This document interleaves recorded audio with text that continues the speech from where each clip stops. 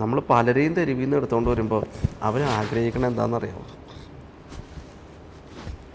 അവിടെ പട്ടിണിയായിരിക്കും, ചിലപ്പോൾ മരുന്ന് മേടിക്കാൻ പൈസ ഉണ്ടാവില്ല, ചിലപ്പോൾ അവിടെ സന്തോഷം ഉണ്ടാവില്ല. പക്ഷേ വഴക്ക് പറഞ്ഞുകൊണ്ട് കൊടുക്കുന്ന ഒരു ഗ്ലാസ് വെള്ളം കുടിച്ചിട്ട് മരിച്ചാൽ മതി എന്നാണ് അവർ പറയണത് എന്നോട്. അതാണ് അവരുടെ സന്തോഷം. അല്ലാണ്ട് അവർക്ക് മെത്തയിൽ വന്ന് കിടന്നിട്ട് 3 നേരം ഭക്ഷണം കഴിച്ച് ടി വിയും കണ്ട് മരുന്ന് കിടന്ന് മരിക്കണമെന്നോ നല്ല നഴ്സുമാരുടെ ഡോക്ടർമാരുടെ ചികിത്സ കിട്ടി മരിക്കണമെന്നുള്ളതല്ല.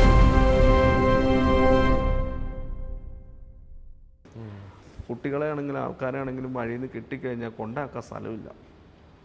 അങ്ങനെയാണ് ഈ സ്ഥാപനങ്ങളെല്ലാം കൂടുതൽ ഇങ്ങനെ വരികയും പ്രവർത്തിക്കാൻ തുടങ്ങും. അപ്പം ബാലവേലയ്ക്ക് ഒരു കുട്ടീനെ പിടിച്ചാൽ അവിടെ പോലീസ് സ്റ്റേഷനിലും കോടതിയിൽ കൊണ്ടുവരുമ്പം വീട്ടുടമ പറയും എൻ്റെ വീട്ടിൽ ജോലി ചെയ്തിട്ടില്ലെന്ന് പറയും. അപ്പം ഞാനിത് ഫോട്ടോയും വീഡിയോ എടുക്കാൻ വേണ്ടി അച്ഛനോട് പറഞ്ഞു, അച്ഛാ ഒരു നല്ല വീഡിയോയും ഫോട്ടോ എടുക്കാൻ പറ്റുന്ന ഒരു ക്യാമറ വേണമെന്ന് പറഞ്ഞു. ക്യാമറ മേടിക്കണമെങ്കിൽ ഞാനൊരു 5000 രൂപ തരാമെന്ന് പറഞ്ഞു അച്ഛൻ. അപ്പോൾ അവൻ പറഞ്ഞ് 5000 രൂപ കിട്ടുമെന്ന് എനിക്ക് തോന്നണില്ല അച്ഛാ, ലോണാണെങ്കിലും എടുക്കാം, എൻ്റെ കയ്യിൽ പെട്ടെന്നൊന്നും അടയ്ക്കാനൊന്നുമില്ല, എന്ത് ചെയ്യുമോ അച്ഛാ? നീ ഒരു കാര്യം ചെയ്യുവാ, ശരി എന്ന് പറഞ്ഞ് എന്നെ വിളിച്ച് ഞാൻ അച്ഛനും കൂടി നമ്മുടെ കവിതാ തിയേറ്ററിൻ്റെ ഓപ്പോസിറ്റ് മറ്റേ ഒരു സ്റ്റുഡിയോ ഉണ്ടല്ലോ, ഫ്യൂജിയാണ് അത് മറ്റേ സാറിൻ്റെ അല്ലേ, കവിതാ തിയേറ്ററിൻ്റെ ഓപ്പോസിറ്റ്. അതിൻ്റെ പേര് ഫ്യൂജി ഇപ്പോഴും ഉണ്ടത്. അതിൻ്റെ പേര് എനിക്ക് പെട്ടെന്നുണ്ട്. സാറ് കാണണമെങ്കിൽ ക്ഷമിക്കണം പേര് പറയാത്തതിൽ എന്നോട്. സാറ് ചെയ്ത ഉപകാരം മറക്കൂല. അപ്പോൾ ബ്രദർ വന്ന് എൻ്റെ ശിഷ്യനാണ് 5000 കൊടുത്തു. അന്ന് 2005-ലോ 2004-ലോ കണ്ടാണേ, അന്നും കണ്ട 10-28,000 രൂപ വിലയുള്ള ഈ സാധനം 5000 രൂപ മാത്രം മേടിച്ചിട്ട് ഈ സാധനം ബാക്കി കാശ് തരണ്ടെന്ന് പറഞ്ഞു. അടുത്ത ഓണർ സാറ് വേണ്ട, നല്ലൊരു കാര്യത്തിന് വേണ്ടിയല്ലേ. അങ്ങനെയാണ് ഈ പ്രവൃത്തി അല്ലെങ്കിൽ ബാലവേല ബാലഭിക്ഷാടനം നമ്മൾ ചെയ്യുന്ന കുട്ടികളുടെ ചിത്രങ്ങൾ ക്യാമറയിൽ പകർത്തിക്കൊണ്ട് സമൂഹത്തിൻ്റെ ശ്രദ്ധയിൽ കൊണ്ടുവരികയും അധികാരികളുടെ ശ്രദ്ധയിൽ കൊണ്ടുവരികയും പോലീസിൻ്റെ ശ്രദ്ധയിൽ കൊണ്ടുവരികയും കോടതിയുടെ ശ്രദ്ധയിൽ കൊണ്ടുവരികയും പിന്നീട് ഉമ്മൻചാണ്ടി സാറ് മുഖ്യമന്ത്രി ആയപ്പോൾ സാറുമായിട്ട് വളരെ നല്ല അടുപ്പവും ഒക്കെ ഉണ്ടായിരുന്നു ഇന്നത്തെ കാലത്ത്. അങ്ങനെ സാറിൻ്റെ ശ്രദ്ധയിൽ ഇത് കൊണ്ടുവരികയും സാറ് പ്രതിപക്ഷ നേതാവായിരുന്ന കാലത്തും ഇത്തരം കാര്യങ്ങളിൽ വളരെ ശക്തമായി ഇടപെടുകയും പല വിഷയങ്ങളിലും അദ്ദേഹം ഇടപെടേണ്ടതായിട്ട് വന്നിട്ടുണ്ട്. കാരണം വലിയ വലിയ വീടുകളിലും വലിയ വലിയ സ്ഥലങ്ങളിലൊക്കെ കുട്ടികളെ ബാലവേലയൊക്കെ നിർത്തിയിട്ട് ഞങ്ങൾ കൂട്ടൊന്നും മോചിപ്പിക്കാൻ കഴിയാത്ത സാഹചര്യങ്ങളിൽ ഉമ്മൻചാണ്ടി സാറ് നേരിട്ട് ഇടപെട്ടിട്ടുണ്ട്.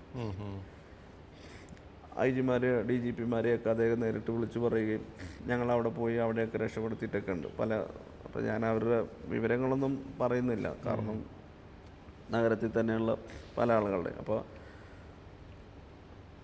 സാറ് മുഖ്യമന്ത്രി ആയപ്പോൾ ഞങ്ങൾ പോയി കണ്ട്, ഞാൻ ചെന്നപ്പോൾ സെക്രട്ടേറിയറ്റിൽ എനിക്ക് കയറാൻ പറ്റണില്ല, ഞാൻ എൻ്റെ കയ്യിൽ ആധാർ കാർഡും ഇല്ല, ഞാൻ എടുത്തിട്ടില്ല. അപ്പോൾ മുട്ടയൊക്കെ അടിച്ചിരിക്കുക. അവിടെ ചെന്ന് ഞാൻ പറഞ്ഞ് എനിക്ക് മുഖ്യമന്ത്രിയെ കാണണമെന്ന് പറഞ്ഞു. അപ്പോൾ പറഞ്ഞ് ക്യാബിനറ്റ് കിടക്കണേണ്, അപ്പോൾ അത് കഴിയാതെ ആരെയും കയറ്റി വിടില്ല എന്ന് പറഞ്ഞു. അപ്പോൾ ഞാൻ പറഞ്ഞു ക്യാബിനറ്റിൻ്റെ മീറ്റിങ്ങിൽ പങ്കെടുക്കാൻ വേണ്ടിയാണ്, ക്യാബിനറ്റ് കഴിയുമ്പോൾ ഒരു മീറ്റിംഗ് ഉണ്ട്, അതിൽ പങ്കെടുക്കാൻ വേണ്ടിയാണ് എന്നെ വിളിപ്പിച്ചേക്കണേന്ന് പറഞ്ഞു. പേപ്പർ ഉണ്ടെന്ന് ചോദിച്ചു. ഞാൻ പറഞ്ഞു പേപ്പറില്ല. അതെങ്ങനെ ഒരാൾ വന്ന് സെക്രട്ടേറിയറ്റ് അങ്ങനെ കയറ്റി വിടാൻ പറ്റുമോ ചോദിച്ചു.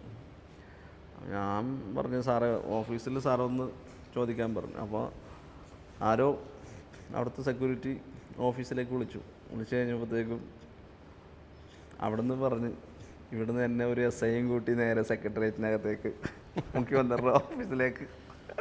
ഞാൻ ആദ്യമായിട്ടാണ് സെക്രട്ടേറിയറ്റ് കാണുന്നത്, സെക്രട്ടേറിയറ്റിനകത്ത് കയറുന്നത്. അവിടെ ചെന്ന് കഴിഞ്ഞപ്പോൾ എൻ്റെ അടുത്ത് MK മുനീർ, നമ്മുടെ ശാരദ മാഡം, അവർ അത് DGP ആയിരുന്ന സാറും എൻ്റെ അടുത്തുണ്ട്. അപ്പോൾ ഇങ്ങനെ നമ്മൾ പങ്കെടുത്ത എല്ലാവരും ഒപ്പിടണമല്ലോ, പേനയില്ല. എൻ്റെ അടുത്ത് DGP ആണ് ഇരിക്കണത്. അപ്പോൾ ഞാൻ സാറേ പേന, DGP ഇങ്ങനെ നോക്കണം, DGP. എന്നിട്ട് ഇവരെല്ലാവരും IAS-കാർ IPS-കാർ മന്ത്രി എല്ലാവരും ഇരിക്കുക മീറ്റിംഗ്. അപ്പോൾ ഭിക്ഷാടനം നമുക്ക് നിർത്തലാക്കണം, ബാലവേല നിർത്തലാക്കണം എന്നാണ് ഈ മീറ്റിങ്ങിൻ്റെ ഉദ്ദേശം. അപ്പോൾ ഉമ്മൻചാണ്ടി സാർ പറയും, ഇത് തെരുവോര മുരുകൻ, ഓട്ടോ മുരുകൻ എന്നറിയപ്പെടും, അദ്ദേഹം ഇത്രയും വർഷങ്ങളായിട്ട് ചെയ്യണം, അപ്പോൾ അദ്ദേഹം നമുക്ക് അതിനെക്കുറിച്ചിട്ടുള്ളൊരു ബ്രീഫ് തരുമെന്ന് പറയുന്നത്. ഞാൻ ജീവിതത്തിൽ ആദ്യമായിട്ടല്ലേ ഇങ്ങനെ ഇത്രയും വലിയ ആൾക്കാരുടെ മുമ്പിൽ വന്നിരിക്കുകയാണ്. ഞാൻ ആകെ പകച്ച് നിൽക്കുകയാണ്. അപ്പോൾ എനിക്ക് പറയാൻ കിട്ടണില്ല. ഞാൻ അവിടെ നിന്ന് ഒരു വെള്ളം എടുത്ത് കുടിച്ചിട്ട് ഞാൻ പറഞ്ഞ് എങ്ങനെയൊക്കെയാണ് കാര്യങ്ങളെന്ന് പറഞ്ഞു.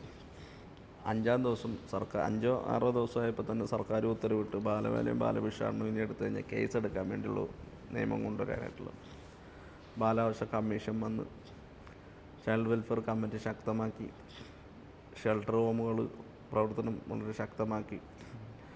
അങ്ങനെ വളരെ ശക്തമായ ഒരു നിയമം കൊണ്ടുവരികയും ഉമ്മൻചാണ്ടി സാറ് അങ്ങനെ കാര്യങ്ങളെല്ലാം വളരെ ഇതായിട്ട്. ഇപ്പോൾ അതിനുശേഷം വന്ന നമ്മുടെ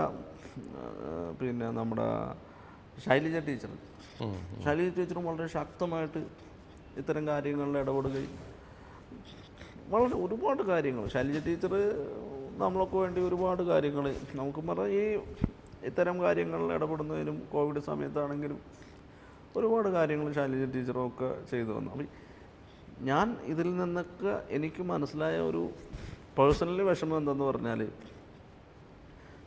പല ഭാഗത്തു നിന്ന് കിട്ടുന്ന ആളുകളെ തെരുവിൽ നിന്ന് നമ്മൾ സ്ഥാപനത്തിൽ അവിടെ നമ്മൾ ഇടും. നമ്മളല്ല എല്ലാവരും കൊണ്ട് അവിടെ ഡംപ് ചെയ്യും അല്ലെങ്കിൽ ഉപേക്ഷിക്കും, കൊണ്ടിടും. അവിടെ വന്നു കഴിയുമ്പോൾ അവർക്ക് അവരുടെ എന്നോട് വിഷമിച്ച് ഒരു അച്ഛൻ എന്നോട് പറഞ്ഞിട്ടുള്ളൊരു കാര്യം ഞാൻ പറയാം. അദ്ദേഹത്തിന് തീരെ വയ്യ. അദ്ദേഹം സെക്രട്ടേറിയറ്റിൽ ജലവകുപ്പിൽ ഒരു വലിയ പോസ്റ്റിലൊക്കെ ഇരുന്ന് കല്യാണം കഴിച്ച് മക്കളൊക്കെ ഉണ്ട്. ആ സമയത്ത് അദ്ദേഹത്തിന് ഒരു ഭാര്യയുമായിട്ടൊക്കെ പിണങ്ങിപ്പോയി. അതിനുശേഷം അദ്ദേഹം മറ്റൊരു വിവാഹം കഴിക്കുമോ അങ്ങനെ എന്തോ ഒരു പ്രശ്നത്തിൽ ഏർപ്പെട്ടു. പിന്നീട് അവരും ഉപേക്ഷിച്ചു, മറ്റവരും ഉപേക്ഷിച്ചു. ഇദ്ദേഹത്തെ പെൻഷൻ തന്നെ 40,000 35,000 രൂപ കിട്ടും മാസം. ഇത് വന്നാൽ ആരെങ്കിലും ഇവിടെ പല ലോഡ്ജിൽ താമസിക്കും. ഇത് മേടിച്ചിട്ട് അവർ വിൽക്കളയും. അങ്ങനെ ഇദ്ദേഹം ഇവിടെ വയ്യാണ്ട് ചോറ്റാനിക്കര അവിടെ അടുത്ത് ഒരു ലോഡ്ജിൽ കിടക്കുക. അദ്ദേഹത്തെ കൊണ്ടുപോകാൻ ആരുമില്ല. പോലീസ് എന്നെ വിളിച്ചു പറഞ്ഞ് ഞാനിവിടെ എറണാകുളം ജനറൽ ആശുപത്രി കൊണ്ടുവന്നപ്പോൾ വന്ന വഴിക്ക് എൻ്റെ വണ്ടിയിൽ എന്നോട് പറഞ്ഞ് എൻ്റെ ഭാര്യനെ ഒന്ന് വിളിക്കണമെന്ന് പറഞ്ഞു. കോട്ടയത്താണ്, വിളിക്കണമെന്ന് പറഞ്ഞു. നമ്പറൊക്കെ തന്ന് ഞാൻ വിളിച്ച് സംസാരിച്ചപ്പോൾ ഇദ്ദേഹം അതിന് മുമ്പ് എന്നോട് പറഞ്ഞത് അവിടെ ഒരു കട്ടിലുണ്ട് ആ വീട്ടിൽ, ആ കട്ടിലിൽ കിടന്ന് എനിക്ക് മരിക്കണം, അവിടെ ഒരു പ്ലേറ്റും ഗ്ലാസ്സും ഉണ്ട് എനിക്ക് ഭക്ഷണം തരാനായിട്ട്, മോനുണ്ട്, പക്ഷേ എനിക്ക് ആ ഗ്ലാസ്സിൽ നിന്ന് വെള്ളം എടുത്ത് കുടിച്ചിട്ട് മരിക്കണം, അവിടെ തന്നെ കിടന്ന് മരിക്കണം, അവരുടെ മുമ്പിൽ തന്നെ കിടന്ന് മരിക്കണം, എനിക്ക് വേറൊന്നും വേണ്ട, അത് മാത്രം അവരോട് പറയാൻ പറഞ്ഞു. അപ്പോൾ ഞാൻ അവരെ വിളിച്ച്. അപ്പോൾ അവരെന്നോട് പറഞ്ഞ് അദ്ദേഹം ആയ കാലത്ത് ഞങ്ങൾക്കൊന്നും തന്നിട്ടില്ല, ഞങ്ങളെ നോക്കിയിട്ടില്ല, ഞങ്ങളെ സംരക്ഷിച്ചിട്ടില്ല, ഇനി അദ്ദേഹം ഇവിടെ വന്നിട്ട് എന്തിനാ, ഞങ്ങൾക്ക് വേണ്ടാന്ന് തോന്നി. അങ്ങനെ ഇദ്ദേഹത്തെ ഞാൻ കൊണ്ടുവന്ന് ഞാൻ താമസിപ്പിച്ചു. അത് കഴിഞ്ഞ് എനിക്ക് ഈ വഴിയിലുള്ള ആൾക്കാരെ എല്ലാവരെയും കൊണ്ടുവന്ന് കഴിഞ്ഞാൽ ഇവിടുന്ന് ഈ വൃദ്ധരും വികലാംഗരും മാനസരോഗികളും കുഷ്ഠരോഗികളും മാരാരോഗികളും എല്ലാത്തിനും കിട്ടിക്കുമ്പോൾ ഞാൻ മറ്റുള്ള അനാഥാശ്രമങ്ങളൊക്കെ ആശ്രയിച്ചുകൊണ്ട് പോലീസ്, കളക്ടർ, രാജമാണിക്യ സാറിനെ പോലുള്ള നല്ല ഉദ്യോഗസ്ഥർ, രാജമാണിക്യ സാറിനെ കുറിച്ചൊക്കെ എത്ര പറഞ്ഞാലും നമുക്ക് തീരില്ല, അത്ര നമുക്ക് പറയാനുണ്ട്. കാരണം ഞങ്ങൾക്ക് ഈ കൊണ്ടുപോകാനായിട്ട് വണ്ടിയില്ല ആൾക്കാരെ കൊണ്ടുപോകാനായിട്ട്. അങ്ങനെ രാജമാണിക്യ സാറിനോട് പറഞ്ഞിട്ട് രാജമാണിക്യ സാറാണ് ഞങ്ങൾക്ക് ആംബുലൻസ്, അതായത് ആളുകളെ കൊണ്ടുപോകുന്നതിനുള്ള ആംബുലൻസ്, മറ്റേ ആംബുലൻസ് എന്ന് പറഞ്ഞാൽ കുളിപ്പിക്കാനുള്ള ആംബുലൻസ് ആയിരുന്നു, ആളുകളെ കൊണ്ടുപോകുന്നതിന് രാജമാണിക്യ സാറാണ് ആംബുലൻസ്. അതുപോലെ തന്നെ എൻ്റെ മോൻ ജനിച്ചു കഴിഞ്ഞപ്പോൾ എൻ്റെ ഭാര്യയുടെ ഏറ്റവും വലിയൊരു ആഗ്രഹമായിരുന്നു കൊച്ചു ജനിക്കുമ്പോൾ ഫസ്റ്റ് വെള്ളം രാജമാണിക്യ സാറ് കൊടുക്കണമെന്ന് പറഞ്ഞു. അപ്പോൾ സാറ് കളക്ടറാണല്ലോ. അപ്പോൾ സാറിൻ്റെ അടുത്ത് ഈ ആഗ്രഹം ഞാൻ പോയി പറഞ്ഞു, സാറേ ഇന്ന പോലെ എൻ്റെ ഭാര്യ ഇങ്ങനെ പറഞ്ഞു സാറേ, എനിക്ക് ചെയ്യാൻ പറ്റുമെന്ന് അറിയില്ല സാറേ എന്ന് പറഞ്ഞു. ഞാൻ നോക്കട്ടെ മുരുക, എന്താ ചെയ്യാൻ പറ്റുമെന്ന് നോക്കട്ടെ എന്ന് പറഞ്ഞു. അപ്പോൾ അത് കളക്ടറാന്ന് ഓർക്കണം, കൊച്ചു ജനിക്കുമ്പോൾ ആദ്യം വെള്ളം കൊടുക്കണമെങ്കിൽ കൊച്ചു ജനിക്കുന്ന സ്ഥലത്ത് കളക്ടർ ഉണ്ടാവണം. അപ്പോൾ എന്നെ ആശുപത്രി കയറ്റി. അപ്പോൾ ഞാൻ വിളിച്ച് സാബു സാർ അന്ന് ഗവൺമെൻറ് സാബു സാറിനോട് വിളിച്ച് പറഞ്ഞു, സാറേ ഇവിടെ അക്ഷയ ആശുപത്രിയിലാണ് അഡ്മിറ്റ് ചെയ്തിരിക്കുന്നത്, ഡെലിവറി നാളെ 10 മണിക്കാണ്, 9:30 10 മണിക്കാണ് പറഞ്ഞിരിക്കുന്നതെന്ന്. ഞാൻ പറയാൻ മുരുക ഉറപ്പൊന്നുമില്ല, പക്ഷേ അത് കളക്ടറിൻ്റെ പോസ്റ്റ് അറിയാമല്ലോ, സാറ് നോക്കാമെന്ന് പറഞ്ഞിട്ടുണ്ട്, ഉറപ്പൊന്നുമില്ല എന്നൊക്കെ പറഞ്ഞു. അപ്പോൾ ഞാൻ കൊച്ചു ജനിച്ചെന്ന് 9:10 മണിക്ക് കൊച്ചു ജനിച്ചു എന്ന് വിളിച്ചു പറഞ്ഞു. സാറ് അപ്പോൾ തന്നെ 10 മിനിറ്റിനുള്ളിൽ സാറ് വന്ന് കൊച്ചിന് ഫസ്റ്റ് വെള്ളം കൊടുക്കുകയാണ്. കൊച്ചു ജനിക്കുമ്പോൾ ഇങ്ങനെ ഒരു ഇതുണ്ടല്ലോ, കൊച്ചു ജനിച്ച് കഴിയുമ്പോൾ കൊടുക്കണമെന്നുള്ളത്, സാറാണ് കൊടുക്കുന്നത്. അത് കഴിഞ്ഞ് ഇവള് വീണ്ടും സാറിനോട് ഭയങ്കര ആരാധന, വേറെ ഒന്നുമല്ല. പിന്നെ സാറ് കുളം, എൻ്റെ കുളം എറണാകുളം എന്ന് പറഞ്ഞിട്ടും സാറ് ഇങ്ങനെ ഒരു IAS ഇങ്ങനെ ഇറങ്ങി ചെളിയും ആർക്കും വേണ്ടാത്ത കിടക്കുന്ന മണ്ണിലും ചെളിയിലും ഇറങ്ങി ഒരു IAS ഇങ്ങനെയൊക്കെ ചെയ്യണ കണ്ട് കഴിഞ്ഞപ്പോഴത്തേക്ക് ബുക്ക് ഭയങ്കര ആരാധന സാറിനോട്. ഇപ്പോൾ അതുപോലെ തന്നെ ഉണ്ട്. അദ്ദേഹം ചെയ്ത കാര്യങ്ങളൊക്കെ അറിയാമല്ലോ. അപ്പം ഞങ്ങളൊരു ദിവസം ഇടുക്കി പോയപ്പോൾ ഞങ്ങളൊരു അവിടെ കുറേ കച്ചവടം ചെയ്യുന്ന സ്ഥലം ഉണ്ടായിരുന്നു. അവിടെ ചെന്ന് കഴിഞ്ഞപ്പോൾ അവിടെ എന്തോ ഒരു സാധനം മേടിക്കാൻ ചെന്ന്, അപ്പോൾ റോഡ് സൈഡിൽ ഇങ്ങനെ അവർക്ക് വേണ്ടി കടയൊക്കെ പോലെ ഉണ്ടാക്കി കൊടുത്തിരിക്കുക. അപ്പോൾ അവിടെ ചെന്ന് കഴിഞ്ഞപ്പോൾ ഞാൻ ചോദിച്ചു, ഇതൊക്കെ ആരാ ഇങ്ങനെയൊക്കെ ചെയ്തതെന്ന്? ഇങ്ങനെ റോഡിൽ കച്ചവടം ചെയ്യുന്ന ആൾക്കാർ നിങ്ങൾക്ക് നല്ല രീതിയിൽ ചെയ്തു തരുന്നുണ്ട്. അവിടെ ചെന്ന് കഴിഞ്ഞപ്പോൾ അവർ പറയാം, അത് രാജമാണിക്യ സാറാ ചെയ്തതെന്ന് പറഞ്ഞു. MG രാജമാണിക്യ സാർ അവിടെ എന്തോ സബ് കളക്ടർ അവിടെ എന്തോ ആയിട്ടുണ്ടായിരുന്നു. അപ്പോൾ ആ സമയത്ത് അവിടെ കുറേ ആളുകൾക്കുണ്ട്. ഇതൊക്കെ കേട്ട് കഴിഞ്ഞപ്പോൾ ഇവർക്ക് ഭയങ്കര, അപ്പോൾ ഇവള് വരും അറിയാം, ആ മനുഷ്യൻ എവിടെ പോയാലും ഇങ്ങനെ ആൾക്കാർക്ക് വേണ്ടി ഇത്രയും ചെയ്യുന്നൊരു മനുഷ്യനില്ല. അപ്പോൾ ആ മനുഷ്യൻ്റെ ഇത് തന്നെ വേണമെന്ന് പറഞ്ഞ്, ആ സാറിൻ്റെ ഇത് തന്നെ വേണമെന്ന് പറഞ്ഞ് സാറ് തന്നെ ചെയ്തു തന്നെ എന്ന് പറഞ്ഞ് അങ്ങനെ കൊച്ചി എഴുതാനായിട്ട് ആയി. അപ്പോൾ സ്കൂളിൽ ചേർക്കണം. അപ്പോൾ ഇവളെന്നോട് പറഞ്ഞ്, സാറിനൊന്ന് വിളിക്കണം സാറിനോട്. അപ്പോൾ ഞാൻ പറയും, ഇനി നമ്പറൊന്നുമില്ല, സാറ് തിരുവനന്തപുരത്തും കണ്ട.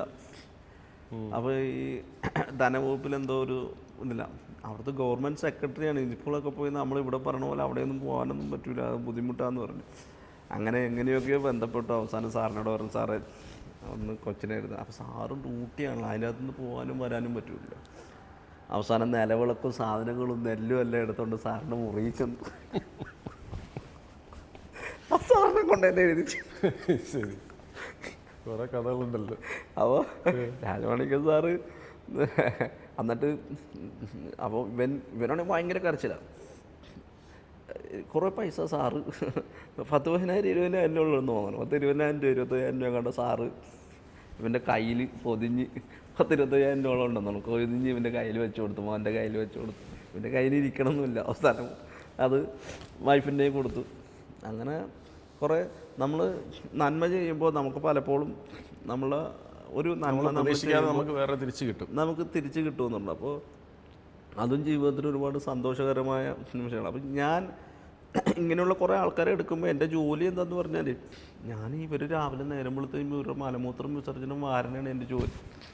അപ്പോൾ ആ ജോലിയിലേക്ക് നമ്മുടെ മനസ്സിനെ എങ്ങനെയാണ് പാകപ്പെടുത്തിയെടുത്തത്? നമ്മളെല്ലാവരും തിരസ്കരിക്കുന്ന ഒരു തൊഴിലെന്ന് പറയുന്ന ഒരു സംഗതിയാണല്ലോ ഇത്. നമ്മുടെ മനസ്സിൽ ആ ഒരു സ്നേഹത്തിൻ്റെ ഒരു നൈർമല്യം കീപ്പ് ചെയ്യാൻ മുരുകനെ പ്രചോദിപ്പിച്ചത് എന്താ? അതെന്താണെന്നറിയോ സാറേ, നമ്മൾ ഓർക്കേണ്ടതേ, നമുക്ക് മനസ്സിൽ എപ്പോഴും വേണ്ട ഒരു ചിന്ത എന്നറിയോ, നമ്മൾ ചവിട്ടി നിൽക്കുന്നത് പോലും ഏതോ ഒരു മനുഷ്യൻ്റെയോ ഏതോ ഒരു ഭൂമി ദേവിയുടെയോ മേളിലാണ് നമ്മൾ നിൽക്കുന്നത്. ഏത് നിമിഷം വേണമെങ്കിലും നമുക്ക് ഈ ഭൂമി ചിലപ്പോൾ താന്നു പോവാം. അപ്പോൾ മനസ്സിൻ്റെ ഉള്ളിലൊരു ഭയം എപ്പോഴും ഉണ്ടാവണം. തൻ്റെ പ്രവൃത്തി കൊണ്ടോ തൻ്റെ നോട്ടം കൊണ്ടോ തൻ്റെ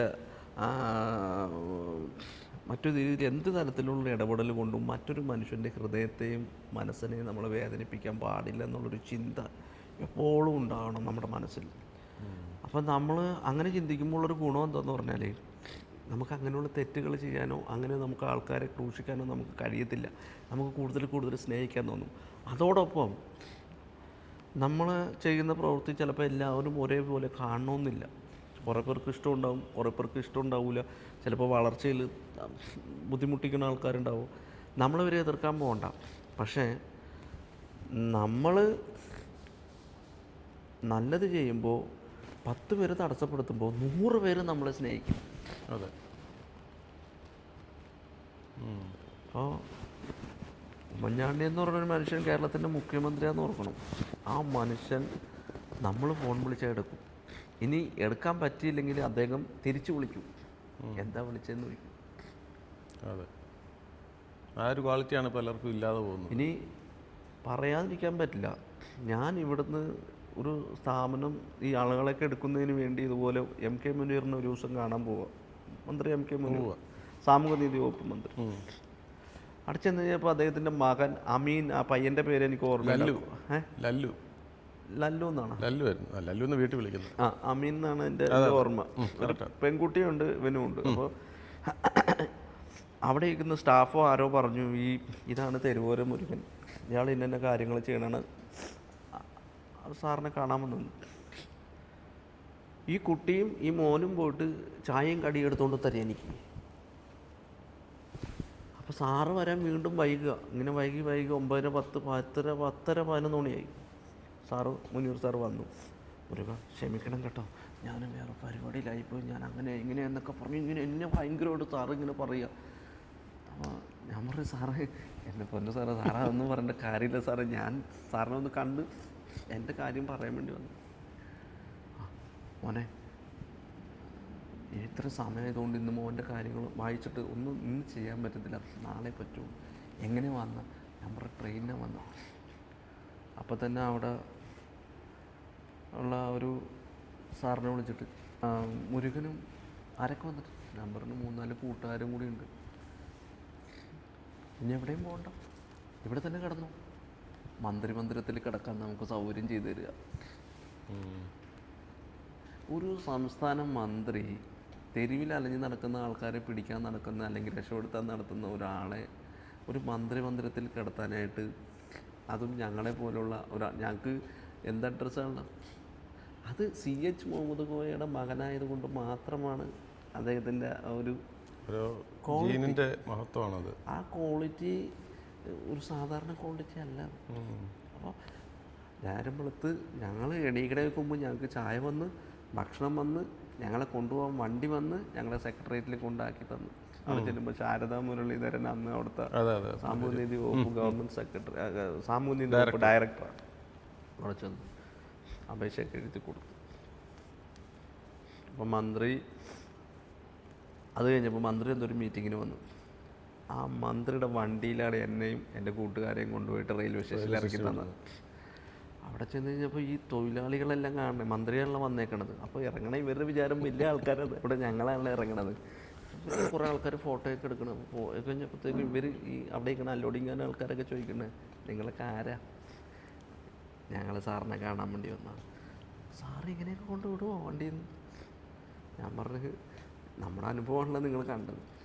അപ്പം അങ്ങനെ കുറേ മനുഷ്യർ, ഞാൻ പറഞ്ഞില്ലേ, ഒരു ഭാഗത്ത് നമുക്ക് പ്രതിഷേധങ്ങളും നമുക്ക് തടസ്സങ്ങളും നമ്മുടെ ജീവിതത്തിൽ നമ്മൾ ചെയ്യുന്നതിന് നമുക്ക് കിട്ടുന്ന മെറിറ്റുകളാണത്. ഞാൻ പറഞ്ഞല്ലോ, നമ്മളുടെ കൈ ശുദ്ധമാണെങ്കിൽ നമ്മൾ ആരെയും പേടിക്കേണ്ട കാര്യമില്ല. പിന്നെ പലപ്പോഴും നമ്മൾ ചെയ്യുമ്പോൾ ഈ പറഞ്ഞ പോലെ ആൾക്കാരുടെ ചിന്തയെല്ലാം ഒന്നാകണമെന്നില്ല. നമ്മൾ ഇന്നും കേരളത്തിലിപ്പോൾ നമ്മൾ എറണാകുളത്ത് വർക്ക് ചെയ്യുന്ന ഒരു വ്യക്തി ആയതുകൊണ്ട് കേരളത്തിൽ ഏത് പോലീസ് സ്റ്റേഷനിൽ പോയാലും നമ്മളറിയാത്തൊരു പോലീസ് അവിടെ ഉണ്ടാവില്ല. കാരണം അവർക്കറിയാം ഇന്ന പേരെന്ന് പറയുമ്പോൾ തെരുവോരം മുറിയാണ്. എന്താ വന്ന അല്ല, നമുക്ക് ജീവിതത്തിൽ ഒരുപാട് പ്രതിസന്ധികൾ വന്ന സമയത്തേ നമ്മൾ ഒരുപാട് പേർക്ക് തണലായിട്ടുണ്ട്. സ്വന്തമായിട്ടൊരു പ്രതിസന്ധി ഘട്ടത്തിൽ കഷ്ടപ്പെട്ടു പോയതായിട്ട്, ഒറ്റപ്പെട്ടു പോയതായിട്ട് തോന്നിയിട്ടുണ്ടോ? സ്വന്തമായിട്ട് നമുക്ക് പ്രതിസന്ധി എന്ന് പറഞ്ഞാൽ ചില സാഹചര്യങ്ങളിൽ നമ്മൾ ഒറ്റപ്പെടും. അത് ഇപ്പോൾ ഉദാഹരണത്തിന് ഇപ്പോൾ ഇത് പറയുമ്പോൾ പ്രേക്ഷകർ ഏത് രീതിയിൽ എടുക്കുമെന്ന് അറിയില്ല. അതായത് ഇപ്പോൾ ഉദാഹരണത്തിന് മോൻ സ്കൂളിൽ പഠിക്കാൻ, അവന് മാസം ഫീസ് കൊടുക്കണം, അവൻ്റെ കാര്യങ്ങൾ നോക്കണം. എനിക്കതിനുള്ള ഒരു വരുമാനം ഇല്ല, ഉള്ള കാര്യം തുറന്നു പറയാമല്ലോ. ഏതെങ്കിലും ഒരു സംവിധാനത്തിലൂടെ എനിക്ക് പൈസയൊന്നും കിട്ടുന്നൊന്നുമില്ല. എൻ്റെ കൈകൾ അങ്ങനത്തെ ഒരു മനുഷ്യനായിപ്പോയി ഞാൻ. അപ്പോൾ അതുകൊണ്ട് എനിക്ക് വരുമാനമില്ല, എൻ്റെ കുട്ടീനെ പഠിപ്പിക്കാനുള്ള സാമ്പത്തിക ശേഷി ഇല്ല ഇപ്പോൾ നിലവിൽ. കഴിഞ്ഞ 5 വർഷമായിട്ട് എൻ്റെ വീട്ടുകാരും ഭാര്യയും കൂടിയൊക്കെയാണ് കൊച്ചിനെ പഠിപ്പിക്കുകയും കാര്യങ്ങളൊക്കെ ചെയ്യുന്നത്. അപ്പോൾ എന്നിട്ടും ഞാൻ എൻ്റെ സാമൂഹിക സേവനം നിർത്തിയിട്ടില്ല. പിന്നെ അതുപോലെ എൻ്റെ ഇടത് കാലിന് മാനസരോഗി ആക്രമിച്ചിട്ട് കാല് പരിക്ക് പറ്റി 1 വർഷവും 8 മാസവും ഞാൻ കിടപ്പിലായിരുന്നു. അതിനുശേഷം ഇപ്പോൾ എനിക്ക് 2 കാലും ഉണ്ടെന്ന് മാത്രം പറയാൻ പറ്റുള്ളൂ, പക്ഷേ എനിക്ക് 1.5 കാലേ ഉള്ളൂ. അപ്പോൾ ഞാനിങ്ങനെ വിഷമിച്ചു ഇങ്ങനെ നിൽക്കുന്ന സാഹചര്യത്തിൽ ഒറ്റപ്പെട്ടു, ഒരുപാട് വിഷമിച്ച് നിൽക്കുന്നൊരു സമയത്ത് പെട്ടെന്ന് ഞാനൊരു വൃദ്ധയായ ഒരു അമ്മേനെ ഞാൻ ചോറ്റാനിക്കര അമ്പലത്തിൽ പോയി എടുത്ത്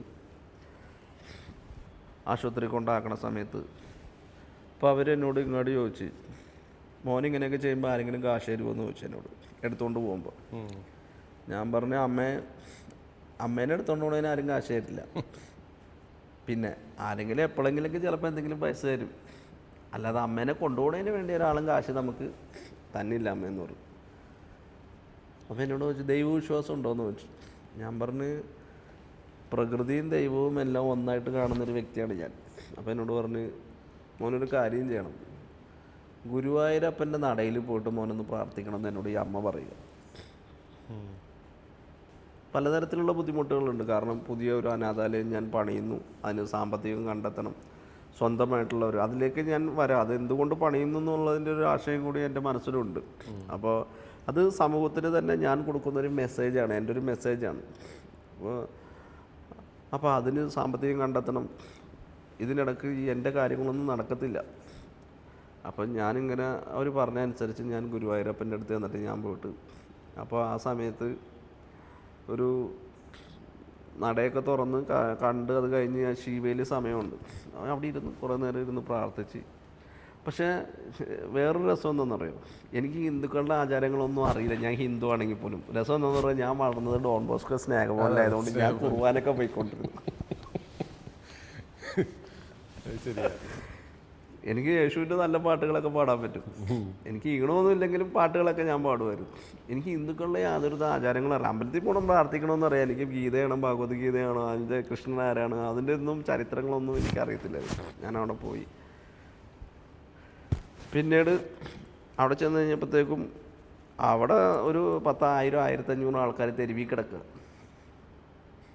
അപ്പോൾ ഇവരെന്നെ പ്രാർത്ഥിക്കാൻ വേണ്ടി മാത്രമല്ല വിട്ടതെന്ന് എനിക്ക് പിന്നീട് മനസ്സിലായി. കാരണം അവരെ ഒരാളെ ഞാൻ പിടിച്ചുകൊണ്ട് വന്നല്ലോ, ഇവിടെക്കാട്ടും കൂടുതൽ ആൾക്കാർ അവിടെ കിടക്കാനുണ്ട്. ഞാൻ അവിടെ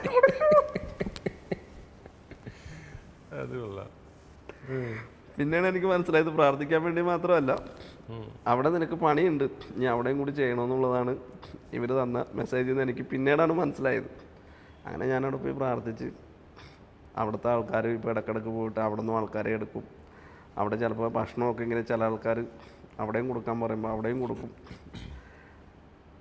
ഈ അനാഥാലയം അപ്പോൾ എല്ലാവരും എന്നോട് ചോദിക്കും, നീ എന്തൊരു വലിയ അനാഥാലയം തുടങ്ങിയിട്ട് ഇവരെല്ലാവരും ഒരുമിച്ചൊരു കൂട്ടിലാക്കി കൂടെ, ഇവിടെ പല ആൾക്കാരും അങ്ങനെയല്ല സ്ഥാപനം നടത്തുന്നത്, നീ അതുകൂടി ചെയ്തുകൂടെ, നിനക്ക് എന്താ ഡെവലപ്പ് ചെയ്യാൻ പറ്റുക, നീ എന്താ ഡെവലപ്പ് ചെയ്യാത്തത്, നീ അവരോട് പറഞ്ഞാൽ തരില്ലേ, നിനക്ക് മമ്മൂട്ടി അറിയാം, നിനക്ക് മോഹൻലാലിനെ അറിയാം. അപ്പോൾ അമ്മയുടെ ഓഫീസ് ഉണ്ടല്ലോ നമ്മുടെ, അപ്പോൾ അതിൻ്റെ ഓഫീസ് ഒരു കെട്ടിടം എടുത്തിട്ടാണല്ലോ അത് പണിത്. അപ്പോൾ അതിൻ്റെ നവീകരണ പ്രവർത്തനം തുടങ്ങുന്ന സമയത്ത് പിന്നെ മോഹൻലാൽ സാറാണത് വിളക്ക് കത്തിക്കുന്നത്. അപ്പോൾ ബാബു സാർ എന്നെ വിളിച്ചിട്ട് പറഞ്ഞു, ഇടവള ബാബു സാർ എന്നോട് വിളിച്ചിട്ട് പറഞ്ഞു, എടാ നീ ഇന്ന് ഇവിടം വരെ വന്നം, ഇന്നോടൊരു വലിയ പരിപാടിയുണ്ട്, ഒരു വിളക്ക് ഒരു തിരി നീ കത്തിക്കണമെന്ന് പറഞ്ഞു. ഞാനവിടെ ചെന്ന് ലാലേട്ടൻ്റെ കൂടെ അല്ലെങ്കിൽ ലാൽ സാറിൻ്റെ കൂടെ ഒരു വിളക്ക് എനിക്ക് കത്തിക്കാനുള്ളൊരു അവസരം കിട്ടി.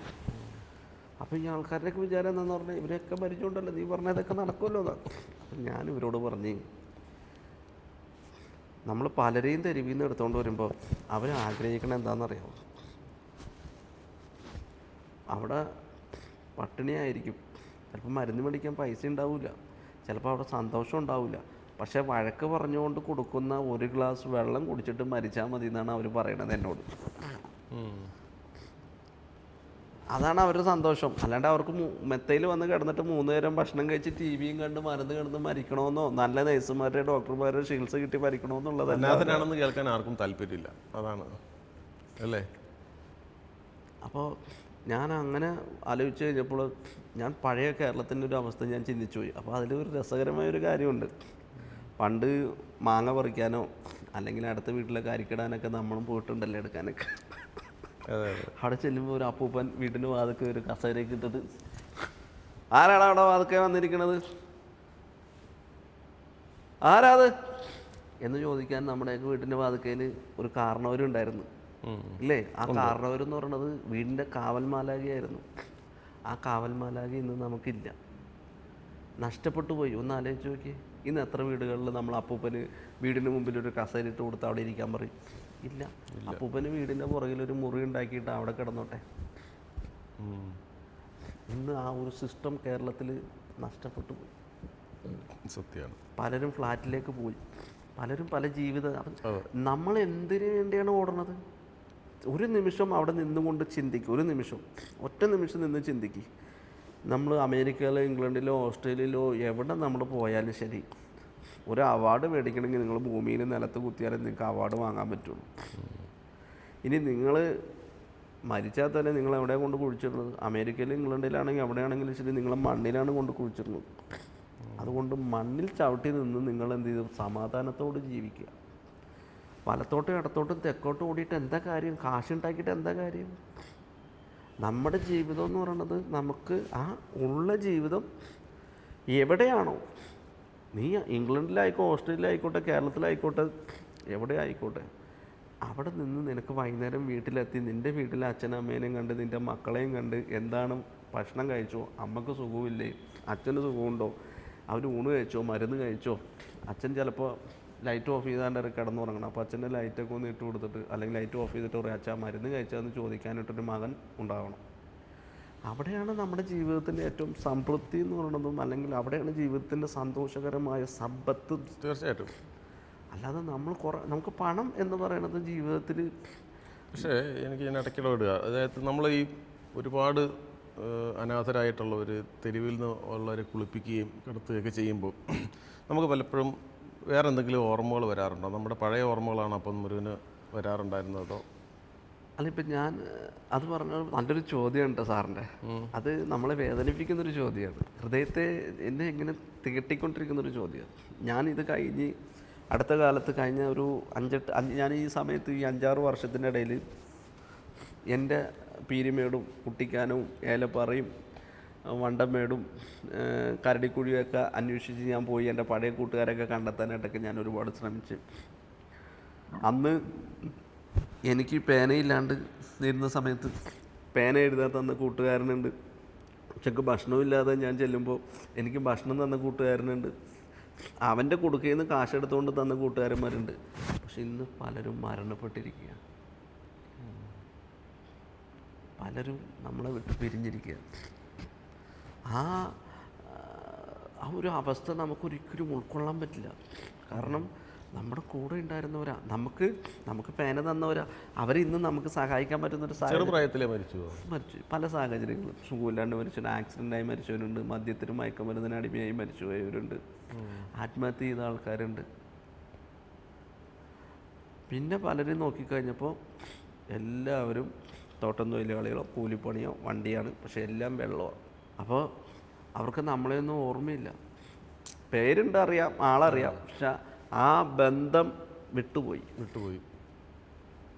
അപ്പം പിന്നീട് ഞാനിങ്ങനെ ചിന്തിക്കുകയാണ്, എടാ എൻ്റെ ബാല്യകാലത്ത് എൻ്റെ കൂടെ ഉണ്ടായിരുന്ന ഒരു കൂട്ടുകാരൻ, എൻ്റെ സങ്കടം പറഞ്ഞ കൂട്ടുകാരൻ, എൻ്റെ വിഷമങ്ങൾ പറഞ്ഞ കൂട്ടുകാരൻ, എന്നെ താങ്ങി നിർത്തിയ കൂട്ടുകാരനോട് എനിക്കൊന്ന് പൊട്ടിക്കരഞ്ഞ് നിന്നോട് എൻ്റെ വിഷമങ്ങൾ പറയണമെന്ന് ഞാൻ ചിന്തിച്ച് നോക്കുമ്പോൾ എനിക്കില്ല.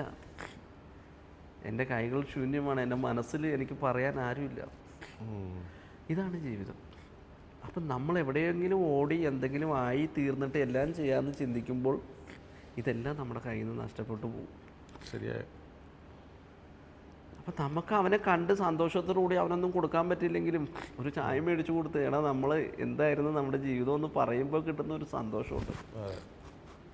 അത് നമ്മുടെ ജീവിതത്തിൽ നമ്മൾ പലപ്പോഴും നമ്മൾ ഓർക്കണം. എനിക്ക് ഏറ്റവും കൂടുതൽ അത് ഇന്നത്തെ തലമുറയോട് പറയാനുള്ളത് അതാണ്. ഞാൻ പലപ്പോഴും ശ്രദ്ധിച്ചിട്ടുള്ളൊരു കാര്യമാണ്, 90-ന് ശേഷം ജനിച്ച കുട്ടികൾക്ക് മറ്റുള്ളവരോട് കരുതലൊന്നുമില്ല.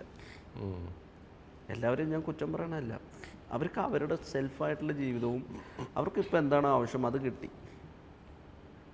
ഇപ്പോൾ ഉദാഹരണത്തിന് എൻ്റെ സ്ഥാപനത്തിൽ വന്ന് പഠിച്ചു പോയ വിദേശ രാജ്യങ്ങളിൽ പോയിട്ട് ജോലി ചെയ്യുന്ന ഒരുപാട് മക്കൾ ഇന്നുണ്ട്, ഒരുപാട് രാജ്യത്ത്. ഇവർക്കറിയാം ഇവരേത് വഴിയിൽ വന്നാണ്, ഇവരെത്ര പേരെ കണ്ടിട്ടുണ്ട്, ഇവരെങ്ങനെയുള്ള ആൾക്കാരുടെ ഇടയിലാണ് വർക്ക് ചെയ്തത്. പക്ഷെ ഇവരിന്ന് ഭയങ്കര സുഖകരമായ ജീവിതത്തിൽ നയിക്കുമ്പോഴും അവർക്ക് ഒരു മിഠായി മേടിച്ചു കൊടുക്കാനുള്ള മനസ്സ് അവർക്കില്ല. എന്നെ ചിന്തിപ്പിക്കുന്ന ഒരു കാര്യമാണ്. ഞാൻ ആലോചിക്കണം, എങ്ങനെയാണ് ഈ സമൂഹം ഇനി മുന്നോട്ട് പോകുന്നത്? മനുഷ്യരുടെ മനസ്സ് ഒരുപാട് മാറിയിട്ടുണ്ടല്ലോ. അതല്ല ഞാനിപ്പോൾ പറയാൻ വന്നത് തന്നെയാണ്. നമ്മൾ പഴയ തെരുവെന്ന് പറഞ്ഞാൽ തെരുവ് ഒരു അഭയകേന്ദ്രമായിരുന്നു എല്ലാവർക്കും. ആ തെരുവിന് അതിൻ്റേതായിട്ടൊരു നന്മയുണ്ടായിരുന്നു. പക്ഷേ ഇപ്പം നമ്മൾ തെരുവിനെ നോക്കി കാണുമ്പം തെരുവ് ഒരുപാട് മാറിയിട്ടില്ലേ? തെരുവ് ഇപ്പം മയക്കുമരുന്നും കഞ്ചാവും വെള്ളവും ഗുണ്ടകളും നിറഞ്ഞ മറ്റൊരവസ്ഥയിലേക്ക് പോയി. അപ്പോൾ ഇപ്പോഴത്തെ പ്രശ്നം നേരിടുന്നത് എന്താണെന്ന് പറഞ്ഞാൽ, പണ്ട് ആൾക്കാർ വേസ്റ്റ് പെറുക്കിയിട്ടാണെങ്കിലും പാട്ട പെറുക്കിയിട്ടാണെങ്കിലും അവർ എന്തെങ്കിലും കാശ് സമ്പാദിച്ച് അവരുടെ മക്കളിലേക്ക് കുടുംബത്തിലേക്ക് എത്തിക്കാൻ നോക്കും. ഇന്ന് അങ്ങനെയല്ല. ഇന്ന് ഇവർ വെള്ളം വൈകുന്നേരം ആകുമ്പോൾ വേസ്റ്റ് പെറുക്കി വൈകുന്നേരം വെള്ളം ഒടിച്ച് അവിടെ ബോധമില്ലാണ്ട് കിടക്കും. കുറേ നാൾ കഴിയുമ്പോൾ അവിടെ തന്നെ ചത്ത് കിടക്കും. അതെ. അപ്പോൾ ഇതിനെല്ലാം പുനരുദ്ധരിപ്പിക്കാൻ വേണ്ടി തെരുവോരം മുരുകൻ്റെ തെരുവോരത്തിൻ്റെ അടുത്ത ലക്ഷ്യം ഞാൻ ഇനി ഉദ്ദേശിക്കുന്നത് എന്താണെന്ന് പറഞ്ഞാൽ, നമ്മൾ 100 പേര് 500 പേര് 1000 പേരെ സംരക്ഷിക്കുക എന്നുള്ളൊരു കൺസെപ്റ്റ് ബഹുമാനപ്പെട്ട സർക്കാർ സംവിധാനങ്ങൾ ഇത് ശ്രദ്ധിക്കുന്നുണ്ടെങ്കിൽ, പ്രത്യേകിച്ച് ഇതിൻ്റെ വകുപ്പൊക്കെ കൈകാര്യം ചെയ്യണവർ ശ്രദ്ധിക്കുന്നുണ്ടെങ്കിൽ, 25 വർഷത്തെ ഒരു ചെറിയ അനുഭവമാണ് ഞാൻ ഈ പറയുന്നത്.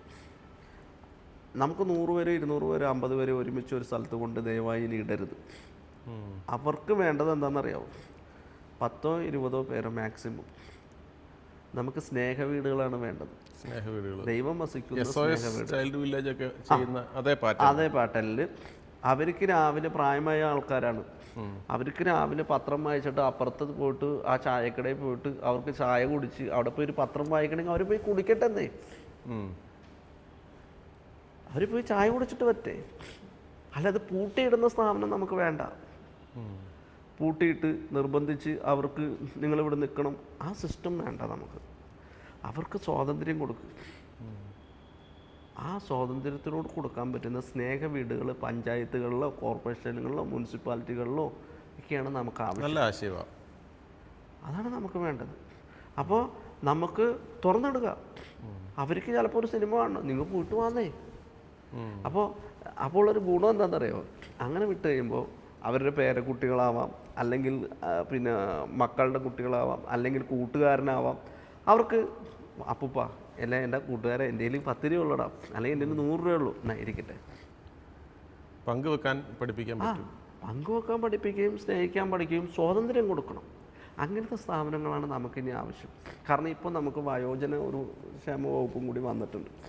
അപ്പോൾ അവരെ സംരക്ഷിക്കുന്നതിന് വേണ്ടി പുതിയ രീതിയിലുള്ള നോക്കും. അല്ലാണ്ട് നമ്മളിങ്ങനെ കൊണ്ടുപോയിട്ട് കുറേ പേര് ഇട്ട് കഴിയുമ്പോൾ സാർ അവർക്ക് അവിടെ സ്നേഹമൊന്നും കിട്ടണില്ല സാർ. ഇല്ല. അവർ പറയണ എന്താണെന്നറിയില്ല. ഞാൻ പറഞ്ഞില്ലേ, മരിക്കുമ്പോൾ എനിക്ക് എൻ്റെ ഭാര്യ വഴക്ക് പറഞ്ഞാലും കുഴപ്പമില്ലെന്നേ, എനിക്ക് ആ ഗ്ലാസ്സിൽ നിന്ന് വെള്ളം മേടിച്ച് ആ കട്ടിലിൽ കിടന്ന് മരിച്ചാൽ മതി. അപ്പോൾ ഇതാണ് അവരുടെ ആവശ്യം. അപ്പോൾ അതുകൊണ്ടാണ് അങ്ങനെയുള്ള സ്ഥാപനങ്ങൾ എന്നെ പലരും വിളിച്ചു. പല സ്ഥാപനങ്ങളും എനിക്ക് ശമ്പളം തരാം, എനിക്ക് വേറെ രീതിയിൽ കാര്യങ്ങൾ ചെയ്തു തരാം, എന്ത് വേണമെങ്കിലും ചെയ്തു തരാം, ഞങ്ങളുടെ കൂടെ നിൽക്കാൻ പറഞ്ഞു. ഞാൻ പറഞ്ഞു ഞാനില്ല. ഇതാണ് എൻ്റെ കൺസെപ്റ്റ്. അപ്പോൾ എൻ്റെ സ്ഥാപനമൊക്കെ ആയി. അപ്പം ഇനി അതിന് നല്ല രീതിയിൽ മുന്നോട്ട് പോകണം. അതിനുവേണ്ടിയുള്ള കാര്യങ്ങളൊക്കെ ഒരുങ്ങി വരുന്നു. അപ്പോൾ ഈ പറഞ്ഞ പോലെ 25 വർഷം കൊണ്ട് എനിക്ക് ഒരു സ്ഥാപനം ഉണ്ടാക്കാൻ പറ്റുള്ളൂ. വലിയ സന്തോഷം. പക്ഷേ നമുക്ക് സ്ഥാപനങ്ങൾ കേരളത്തിൽ അനാഥാലയങ്ങൾ വേണ്ട എന്നുള്ളൊരു കൺസെപ്റ്റ് ഉള്ള ഒരാളാണ്. നമുക്ക് സ്നേഹമാണ് വേണ്ടത്. സ്നേഹവീട്, നമ്മൾ സ്നേഹഭവനിലേക്ക് തിരിച്ചു പോകും. അതെ, നമ്മൾ സ്നേഹഭവനിൽ നിന്ന് ഇടുക്കിയിൽ നിന്ന് സ്നേഹഭവനിലെത്തിയ മുരുകൻ ഇപ്പോൾ സ്നേഹവീടുകളുടെ ആളായി മാറുന്നു. അത് ഏറ്റവും സന്തോഷമുള്ള കാര്യമാണ്. അത് വളരെ സജീവമാവട്ടെ എന്ന് ഞാൻ ആഗ്രഹിക്കുന്നു. പ്രേക്ഷകരോടും അത് തന്നെയാണ് എനിക്ക് പറയാനുള്ളത്. നമുക്ക് എപ്പോഴും ഒറ്റപ്പെട്ടു പോകുന്ന മനസ്സുകളാണ്, നമ്മളെപ്പോഴും തളർന്നു പോകുന്ന മനസ്സുകളാണ്. അപ്പോൾ നമുക്ക് നമ്മളിൽ ചെറുതെന്ന് കരുതുന്ന തഴയപ്പെടുന്നവർ അവരുടെ നേർക്ക് ഒരു കരുതലുണ്ടാവാൻ നമുക്കും കൂടെ പഠിക്കാം. എല്ലാവരും സ്നേഹിക്കാൻ പഠിക്കാം. തിരുവോരം മുരുകൻ്റെ ഇത്രയും സ്നേഹപൂർണ്ണമായ സംഭാഷണം നമുക്ക് പ്രചോദനമാകട്ടെ എന്ന് ഞാൻ ആഗ്രഹിക്കുന്നു. എല്ലാ വിജയങ്ങളും മുരുകന് ആശംസിക്കുന്നു. ലൈഫ് സ്റ്റോറീസ് വിത്ത് ടോണിയുടെ ഈ എപ്പിസോഡ് ഇവിടെ പൂർണ്ണമാവുകയാണ്. അടുത്ത ആഴ്ച പുതിയൊരു ജീവിത സ്പന്ദനങ്ങളായി നമുക്ക് വീണ്ടും കാണാം. അതുവരേക്കും നന്ദി, നമസ്കാരം.